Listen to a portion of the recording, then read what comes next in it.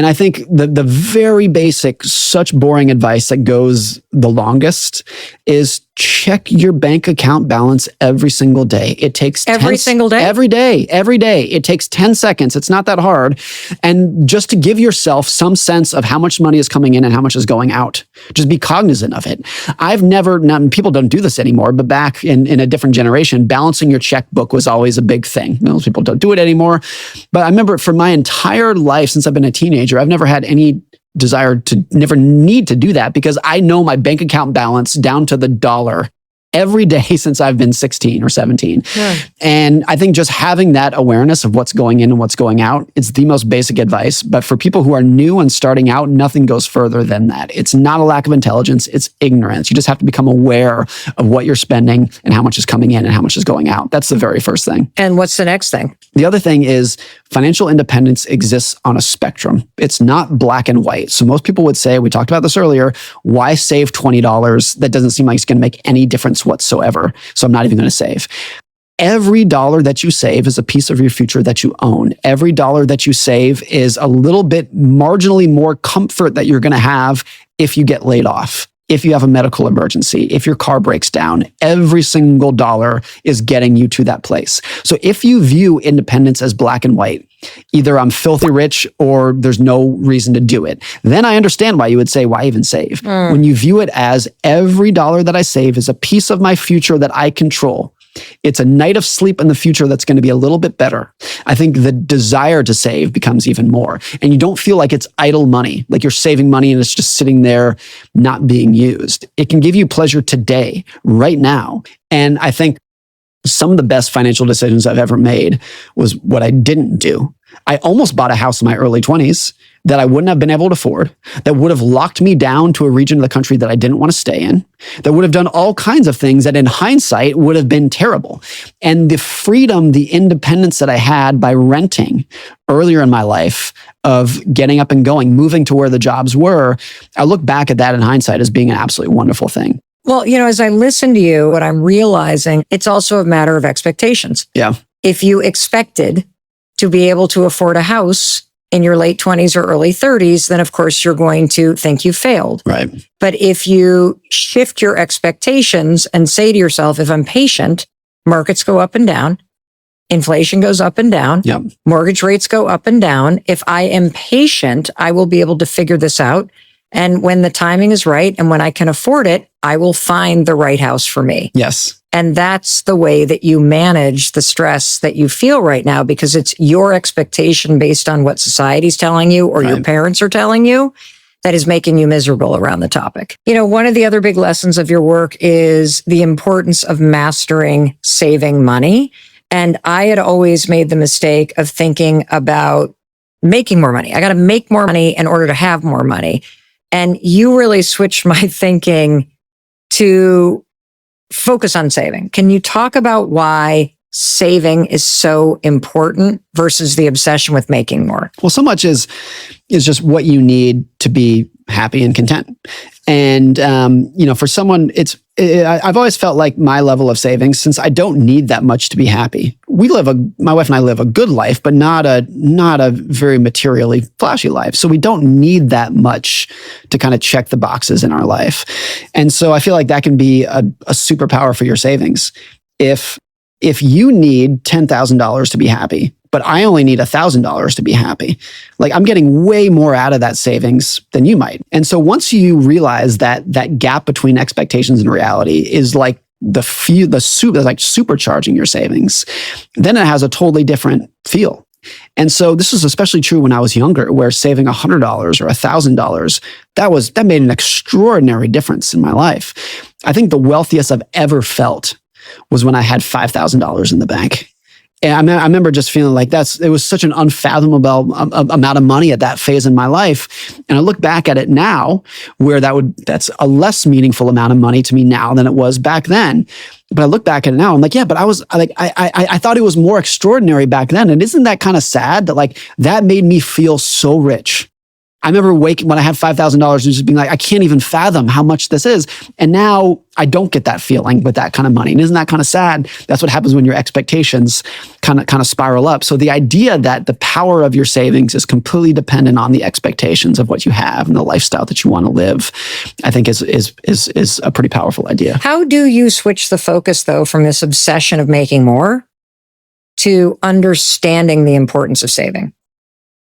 I've always viewed it as, again, back to independence. And if you are earning a high salary, but you need that money to pay your bills this year, you have no independence whatsoever. But if you have lower expectations and a lower level of life, still a good life, not a completely frugal life, a good life, and your savings can cover some portion of that, that's going to give you a better sense of contentment in there. And so look, I want to earn more money. I want to earn more money this year than I did last year. I want to earn more money next year. I have that as well. I think ambition is a wonderful thing. But I also have a level of savings that would tell me that if I did not earn more money next year, even if my income collapsed next year, I'd be okay. And particularly at this phase of my life with kids, nothing matters more than me to that. If my career collapsed next year, we'd still have our house. We'd still have this level of savings that I've been saving for 25 years, having the savings built up to which we're going to be okay. Because income can be much more fickle than savings. Most people over the course of their life, what are the odds that you will get laid off at some point in your life? Very high. Guaranteed. Almost 100% that at some point in your life, your income is going to fall to zero. It might be for a week, it might be for a year, it might be for, who knows how long it's going to last, but it will happen to you. So income is much more fickle than savings. And when that happens to you, and it will, or maybe it already has, the savings that you've built up in the previous years is going to be the most valuable thing that you've ever imagined.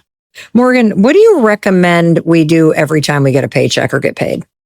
I view savings as an expense, just as I would view rent or food and whatnot. Now, obviously, it is more subjective. You don't have to save in the sense that you have to buy food. But once you view savings as a nice to have, it's almost unavoidable that you're gonna avoid doing it. Once you view it as I don't need to do this, you're going to view it as I shouldn't do it then. So how do I think about it if I think about it as an expense? I think about savings as the most valuable portion of my financial life. I think the idea that life is more fragile than we want to admit. Careers are more fragile than we want to admit. The economy and geopolitics are more fragile than we want to admit. Is why you should save. If we all lived in a world where we knew exactly what our income and expenses would be in the future, this would all be very easy. But we don't. It's a constant chain of unknowns and surprises in your personal life and throughout the broader country, the broader world. And that's why savings is mandatory. And I think everyone has a desire, has an obligation to manage their health. You have to manage your health. You can't just put it off. It's going to affect you whether you like it or not. I think money falls in that bucket or two as well. Even if you don't have any desire to learn about money or finances, you have an obligation to learn about it and to respect it because it's going to impact your life whether you like it or not. Here's one way that I have started treating savings like an expense. Use the 10% rule. No matter what you're getting paid, save 10%. So if you're working a restaurant shift and you get $50 in tips, save $5. That's the 10% rule. If you watch somebody's dogs this weekend and somebody's paying you $100 to watch the dogs over the weekend, save $10. That's the 10% rule. And that's how you can make savings a habit, no matter how little or how much you make. Anything is exponentially better than nothing. And I meet people, I remember when I was younger, when I was a teenager, saving $5, saving $10. I remember transferring $15 from my checking account to my savings account. And that might seem completely worthless to people, but it made sense to me back then of like, that's a meal in my future that I have now that I didn't have before. It's like anything is better than nothing is the most important rule of thumb. Is there a simple and effective way to make saving money a habit?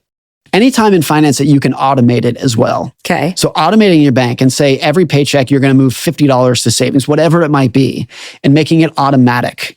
The more that you can take behavior out of the system, because we're all flawed. We're all emotional. We're all biased. We've all got social pressures. I do, you do, everybody does. The more that you can take emotion out and put automation in, the better you're going to do over time. And for the person who's still thinking, I mean, what's the point? I can barely pay my bills. What do you want them to know? The first thing I want you to know is I feel you. I empathize with you. I don't judge you. I'm sure you're a good person and you should not be embarrassed about it because there are tens or hundreds of millions of other people in your shoes. So knowing that you're not alone, I think is an empowering thing for most people because a lot of people look at their lack of savings, look at their poor financial skills, and they feel guilt, shame, and embarrassment. And you shouldn't. This is a very, very common thing. It doesn't mean you're a bad person. But the second thing you should know is that it is in your control. I use this in The Psychology of Money. It's an astounding story. There's a guy named Ronald Reed. Ronald Reed came from the most humble, if not impoverished background that you can imagine. And even as an adult, he spent his entire career as a janitor and a gas station attendant. And when he died, he left millions of dollars to charity. And everyone was like, where the janitor has millions of dollars? Like, what in the world happened here?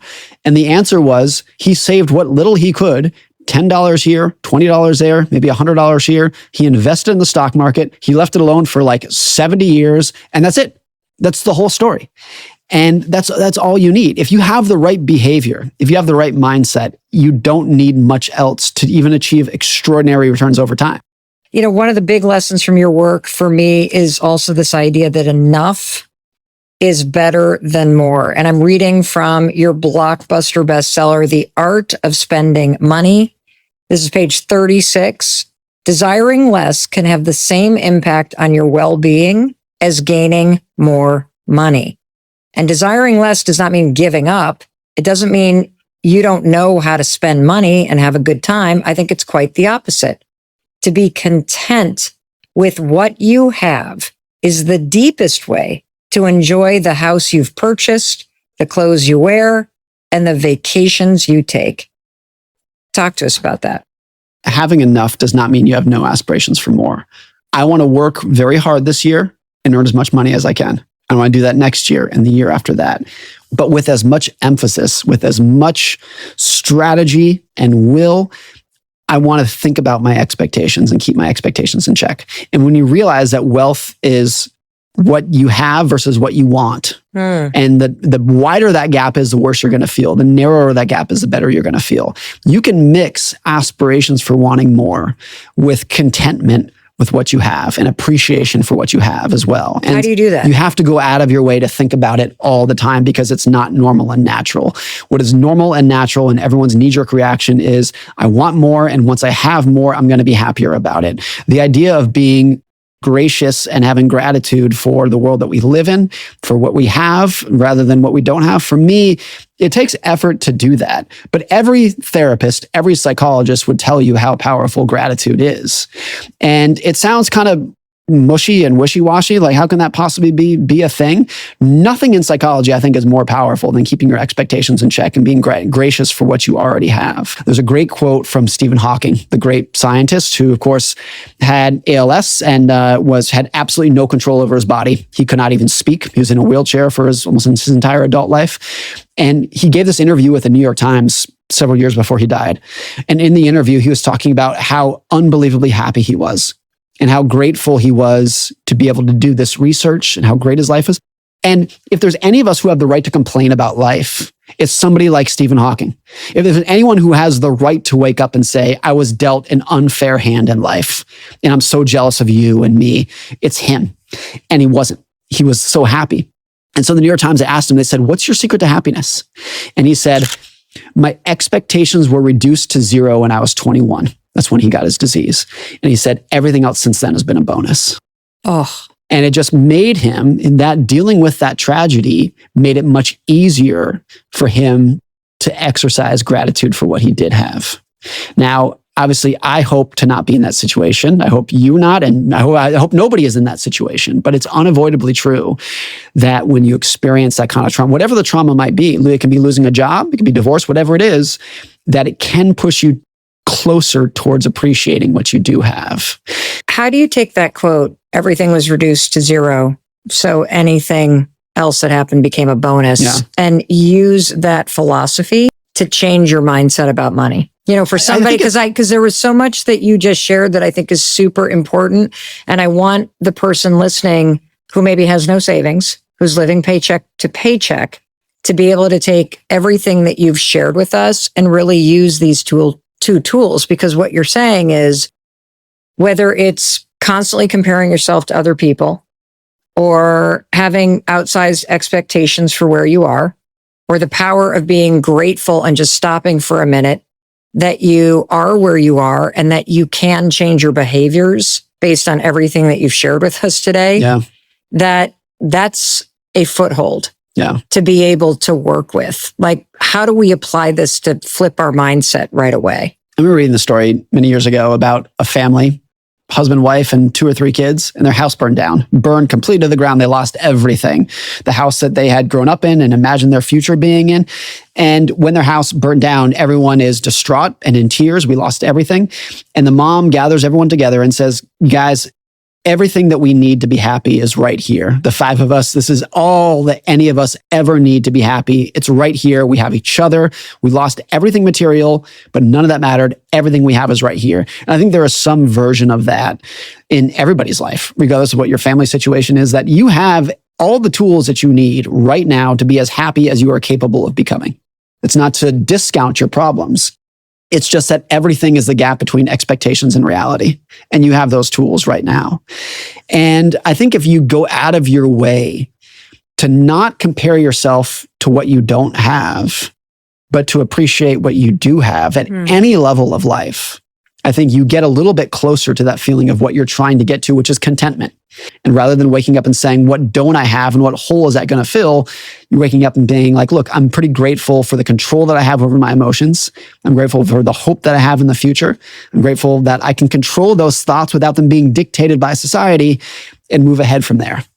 I love it. It's also a way to double down on what you are capable of doing once you get out of your own way. Right. Morgan, if the person who's listening wants to change the story they tell themselves about money, what is the story that you would say, this is what you should say to yourself from this point forward? Money can make you happier. Having more money, spending more money can make you happier, just not in the way that you probably think and not as much as you probably think. That you can use it as a tool to live a better life. And that is a great thing. It can also be much more commonly a yardstick of status to measure yourself against others by. We've repeated that multiple times because I think it's the most important thing today in this era about money, is that because it's so easy to measure, it's so easy to quantify, and our society has made it so that that is the level of success, that your net worth is equal to your self-worth. And it's obviously a broken and damaging story. And once you exercise controlling your expectations, controlling your emotions, having gratitude for what you do have, I think that's the ultimate wealth for me. It's not necessarily about what your net worth is. It's your ability to control what you think and be grateful for what you do have. If the person who's spent this time together with us takes one action today from everything that you've shared, what do you think the most important thing to do coming out of this conversation? Realize that other people are not thinking about you as much as you are. That you and your goals are often attached to wanting to impress other people, but they're not paying attention because they are busy worrying about themselves. That's the first step to controlling your expectations. Once you can control your expectations, you get much closer to what I think the ultimate goal is, which is being content with your money. Well, the most important thing for me right now is to thank you.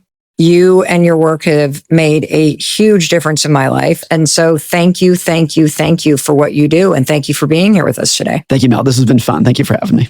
You're welcome. And I also want to thank you. Thank you for making the time to listen to something that is going to improve your financial life. He talked a lot about independence. And what I heard in that was freedom. And when you apply the simple things that he told you to do, I promise you, you're not only going to gain more independence, you are going to feel freer.